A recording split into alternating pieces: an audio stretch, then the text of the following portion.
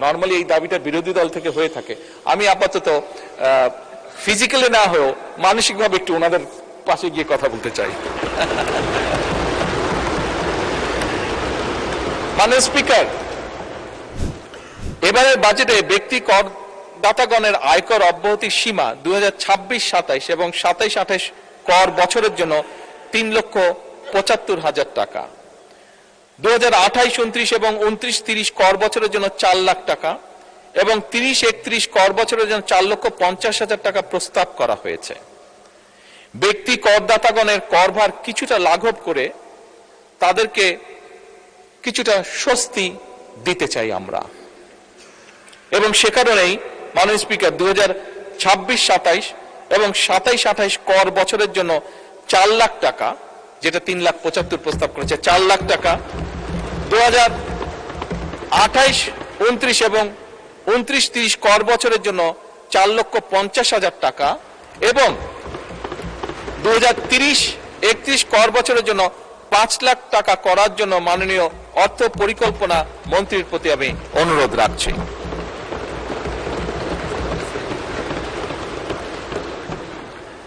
মাননীয় স্পিকার, প্রস্তাবিত বাজেটে স্বপ্রণোদিত বিনিয়োগ প্রদর্শন সংক্রান্ত একটি বিধান নিয়ে জনমনে কিছু নানা প্রশ্ন উদ্বেগ আমরা লক্ষ্য করেছি। সেটি পত্রপত্রিকার মাধ্যমে, সোশ্যাল মিডিয়ার মাধ্যমে হোক, আমাদের বিভিন্ন সংসদ সদস্যের মাধ্যমে হোক, বিভিন্ন সমাজের সিভিল সোসাইটির বিভিন্ন ব্যক্তির মাধ্যমে হোক, এটি আমি জানিয়েছি। আমাদের দেশে মাননীয় স্পিকার, যেহেতু অনেকেই প্রকৃত মূল্যে জমি রেজিস্ট্রেশন করেন না, মৌজা মূল্যে জমি রেজিস্টার করে থাকেন সাধারণত, তাই অনেক সময় অনেক করদাতা প্রকৃত ক্রয় মূল্য না দেখানোর জন্য প্রায়শই একটা ঝামেলার সম্মুখীন হতে হয়, প্রায়শই ঝামেলার সম্মুখীন হয়ে থাকেন বহু মানুষ। তাই করদাতাগণকে ঝামেলা মুক্ত করার জন্যই কিন্তু এই বিধানটির প্রস্তাব করা হয়েছিল। আমি বেশ কয়েকটি মিটিং এ ছিলাম বাজেট যখন তৈরি হচ্ছিল, এবং সেখানে যে আলোচনাগুলো হয়েছিল সেখান থেকে কেন এটি হয়েছিল, যেটি এক্সপ্লেনেশন ছিল, আমি সংক্ষেপে এক লাইনে এক্সপ্লেনেশনটা আপনাদের সামনে তুলে ধরলাম যে কেন এটি রাখা হয়েছিল। আনফরচুনেটলি কেউ কেউ এটিকে কালো টাকা সাদা করার সুযোগ এইভাবে মনে করছেন, অনেকের এক্সপ্লেনেশন হচ্ছে এটা বোধহয় এরকম। আমি মাননীয় স্পিকার, জনগণের প্রতি সম্পূর্ণ শ্রদ্ধা রেখে প্রস্তাবিত এই বিধানটিকে প্রত্যাহার করার জন্য আমি মাননীয় অর্থ পরিকল্পনা মন্ত্রীর কাছে দৃষ্টি আকর্ষণ করছি।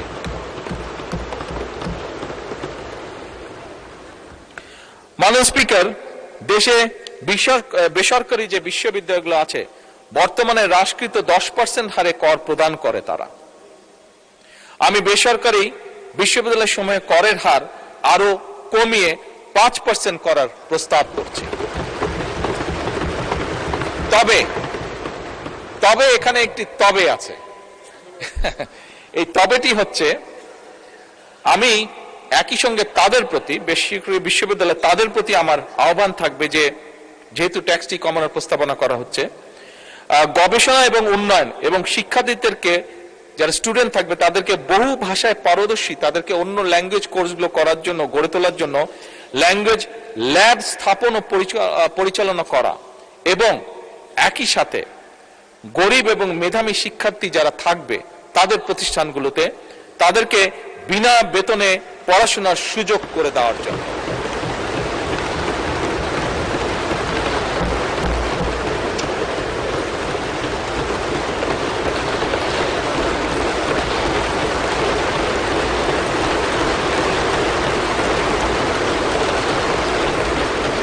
মাননীয় স্পিকার, করের আওতা বাড়ানো, স্বাভাবিকভাবে করের আওতা তো আমরা বাড়ানো, এবারের বাজেটে এই লক্ষ্যে একটি প্রস্তাব করা হয়েছিল যে কয়েকটি ক্ষেত্র ছাড়া, স্টুডেন্ট সহ কয়েকটি ক্ষেত্র ছাড়া, যে কোনো ব্যাংক অ্যাকাউন্ট খোলার সময় 3 দাখিলের একটি বিধান রাখা হয়েছিল, বিধানের প্রস্তাব করা হয়েছিল।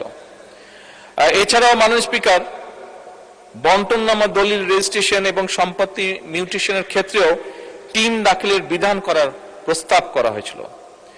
মাননীয় স্পিকার, এই বিষয়টাতেও কিন্তু জনমনে একটা প্রশ্ন উঠেছে, কনফিউশন হচ্ছে, বিভিন্ন কনফিউশন দেখা দিয়েছে। আমি মাননীয় অর্থ পরিকল্পনা মন্ত্রীকে অনুরোধ জানাবো যে এই বিষয়টিও যাতে প্রত্যাহার করা হয়।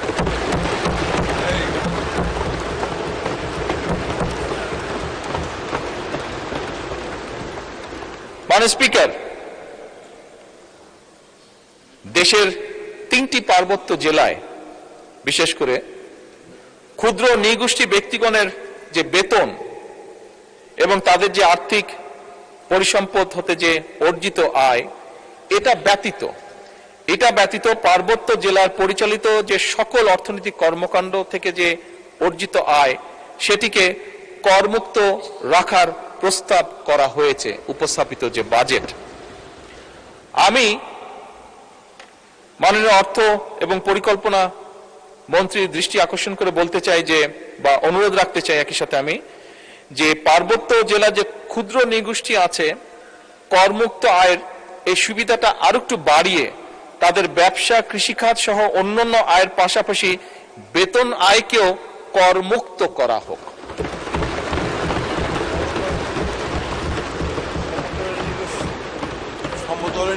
এটা পাহাড়ি এবং সমতল উভয় ক্ষুদ্র নৃগোষ্ঠী, মূল হচ্ছে ক্ষুদ্র নৃগোষ্ঠী যারা আছেন, পাহাড় এবং সমতল উভয় ক্ষেত্রে প্রযোজ্য। আমাদের এখানে দিনাজপুর, ময়মনসিংহ, এদিকার নেত্রকোনা, এদিকার সদস্যবৃন্দ আছেন অনেকেই, উভয় সাইডে। মাননীয় স্পিকার, দেশের চিংড়ি চাষের প্রসার এবং রফতানি বৃদ্ধির লক্ষ্যে এই খাতের কতগুলো প্রয়োজনীয় বিষয় আছে, যেমন অ্যাকুয়া ফিড আছে, ফিড অ্যাডিটিভ আছে, তারপরে প্রোবায়োটিক্স আছে, ভিটামিন এবং মিনারেলস আছে। এটার আমদানিতে যে সমুদায় আমদানি শুল্ক, রেগুলেটরি শুল্ক এবং সম্পূরক শুল্ক, ভ্যাট প্রত্যাহারের জন্য এবং প্রয়োজনীয় যন্ত্রপাতি এই সেক্টরটাকে আরো বেশি এমফেসাইজ দেওয়ার জন্য যে যন্ত্রপাতি আছে, এটার যে ট্যাক্স আছে, শুল্ক আছে বিভিন্ন রকমের, এই শুল্কগুলো সম্পূর্ণভাবে ভ্যাট এবং শুল্কগুলো প্রত্যাহার করার জন্য আমি অনুরোধ জানাচ্ছি মাননীয় অর্থমন্ত্রীকে। মাননীয় স্পিকার, স্থানীয় শিল্পের, বিশেষ করে স্থানীয় শিল্প আমাদের জন্য অত্যন্ত গুরুত্বপূর্ণ। এই স্থানীয় শিল্পের বিকাশের জন্য উৎপাদনকারী প্রতিষ্ঠান কর্তৃক যে কাঁচামাল আমদানি হয়, বেশ কিছু ক্ষেত্রে রেয়াতি সুবিধা প্রদানের জন্য আমি মাননীয় অর্থ পরিকল্পনা মন্ত্রীকে অনুরোধ করছি। মাননীয় স্পিকার, একই সাথে বিভিন্ন ঔষধ তৈরি এবং স্থানীয় শিল্প প্রতিষ্ঠানের কাঁচামাল হিসাবে মধু ব্যবহৃত হয়, অনেকেই নিশ্চয়ই আপনারা জানেন, বিশেষ করে ফার্মাসিউটিক্যালের সাথে আপনারা যারা বা ফিজিশিয়ান এখানে যারা আছেন। সুতরাং মাননীয় স্পিকার, এই উৎপাদনকারী প্রতিষ্ঠান কর্তৃক যেহেতু মধু আমদানিতে 10% সম্পূরক শুল্ক আছে, এই সম্পূরক শুল্কটা আমি সম্পূর্ণভাবে প্রত্যাহার করার জন্য আমি মাননীয় মন্ত্রীকে অনুরোধ জানাচ্ছি। মাননীয় স্পিকার, বিভিন্ন শিল্পের কাঁচামাল হিসেবে ব্যবহৃত হয় বিভিন্ন শিল্প প্রতিষ্ঠান সমূহ কাঁচামাল হিসাবে পিভিসি এবং পেট রেজিন আমদানিতে যে প্রস্তাবিত বাজেটে যে 10% আমদানি শুল্ক হ্রাস করা হয়েছে, এইটিকে 10 থেকে আমি 5 করার জন্য অনুরোধ জানাচ্ছি।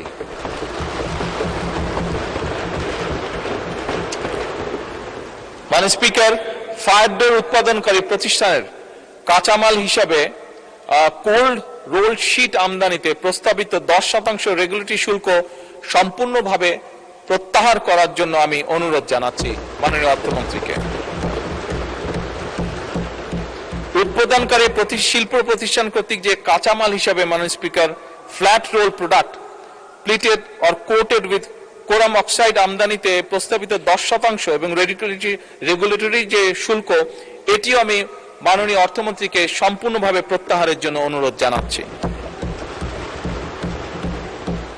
মাননীয় স্পিকার, আপনি যদি মনে করেন তাহলে বাকি অংশটি আমি নামাজের বিরতির পরে উপস্থাপন করতে চাই। ধন্যবাদ।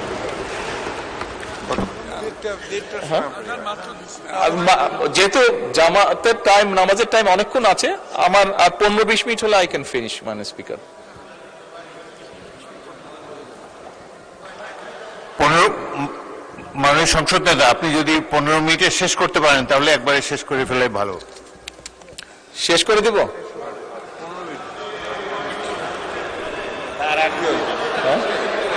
জি, আচ্ছা মাননীয় স্পিকার, আমি দ্রুত তাহলে শেষ করার চেষ্টা করছি। বিরোধী নেতা আপনি কিছু বলছেন কি? আমি শুনতে পাচ্ছি না আপনার কথাটা।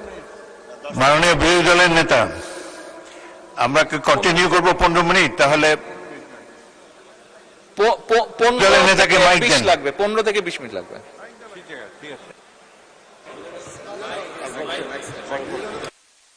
আমাকে মাইকটা দিতে। জি ধন্যবাদ। জি মাননীয় স্পিকার, ফায়ার ব্রিক্স আমদানিতে প্রস্তাবিত 15% ভ্যাট এবং 7.5% আগাম কর, এটিও আমি মাননীয় অর্থমন্ত্রীকে সম্পূর্ণ প্রত্যাহারের জন্য অনুরোধ জানাচ্ছি। মাননীয় স্পিকার, বৈদ্যুতিক তার উৎপাদনকারী শিল্প প্রতিষ্ঠান তারা রিফাইন্ড কপার ওয়্যার আমদানিতে 10% রেগুলেটরি যে কর দিয়ে থাকেন সেটিও আমি সম্পূর্ণ প্রত্যাহার করার জন্য মাননীয় অর্থমন্ত্রীকে অনুরোধ জানাচ্ছি।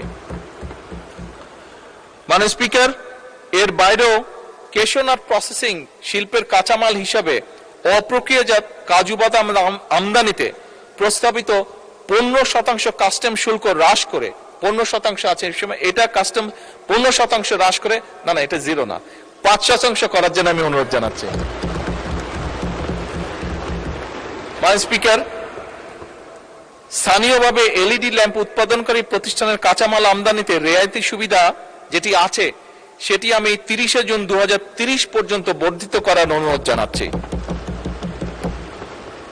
মাননীয় স্পিকার, প্রি ফ্যাব্রিকেটেড বিল্ডিং উৎপাদনকারী প্রতিষ্ঠানের কাঁচামাল আমদানিতে রেয়াতি সুবিধা যেটি আছে সেটিকেও আমি 30 জুন 2030 পর্যন্ত বর্ধিত করার অনুরোধ জানাচ্ছি। মাননীয় স্পিকার, এবারের প্রস্তাবিত বাজেটে ফ্রিল্যান্সার এবং স্টার্টআপ উদ্যোক্তাদের জন্য কিন্তু বর্তমান সরকার একটি বিশাল ব্যবস্থা গ্রহণ করেছে। দেশের ইতিহাসে এবারে কিন্তু প্রথমবারের মতন সরকার বাজেটে 500 কোটি টাকার একটি বাজেট রেখেছে স্টার্টআপ ফান্ডিং এর জন্য।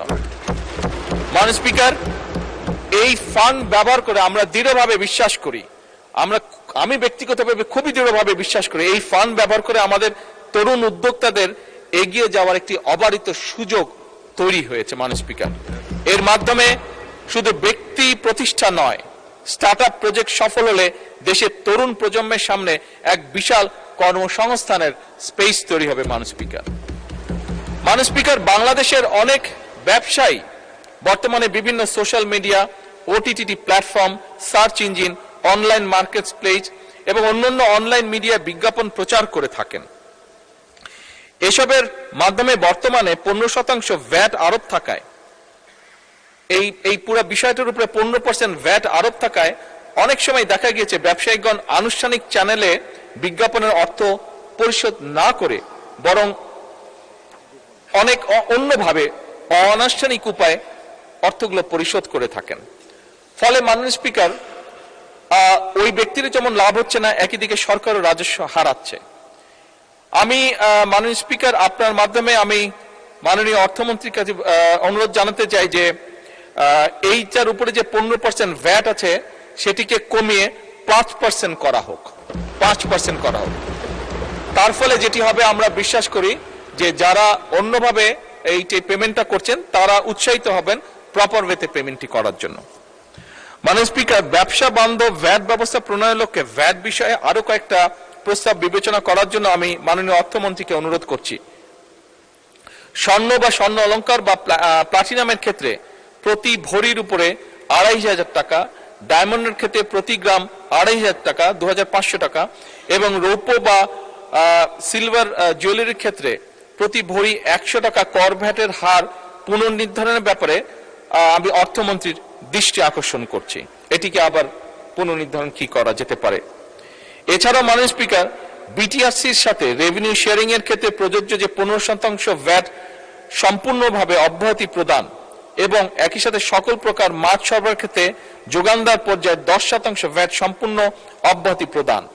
একই সাথে মাননীয় স্পিকার, দেশীয় শিল্প বিকাশের লক্ষ্যে ডাবল কেবিন পিকআপ, আমরা যারা রাজনীতি করি আমাদের ক্ষেত্রেও লাগে অনেক সময় মিছিল মিটিং সব কাজে যেতে, ক্যাম্পেনিং এর যেতে, তো ডাবল কেবিন পিকআপ এবং মাইক্রোবাস স্থানীয়ভাবে উৎপাদনের ক্ষেত্রে 15% যে ভ্যাট আছে এটিকে কমিয়ে আমি 5% করার প্রস্তাব করছি যারা লোকালি করছেন।